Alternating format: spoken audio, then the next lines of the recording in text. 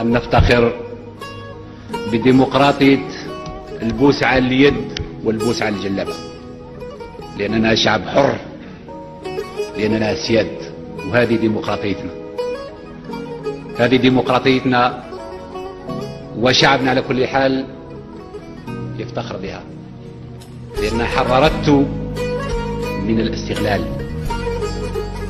يعلم أن الجزائر مستهدفة من قبل خاصة الجار الغرب، مع الأسف الجار السوء، ماذا بهم يعني يقيسوا فئة الشباب أساسا.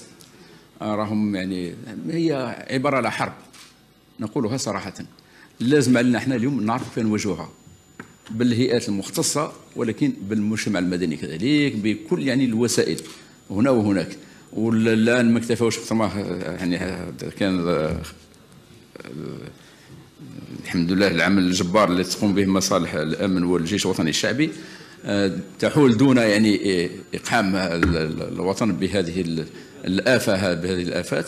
إذا اليوم نشوفوا من مناطق أخرى، والكل يعلم العملية الكبرى التي تم الحمد لله التحكم فيها في المدة الأخيرة هذه. أنت أكثر من 1,600,000 تاع مهلوس، يعني هم يديروا كل ما في وسعهم باش يخليوا الجزائر تتقاس في مجتمعها، واساسا في فئات الشباب. علينا نحن ان نتجند اذا محاربه هذه الافه، ومحاربه كل الذين يريدون الشر لبلدنا.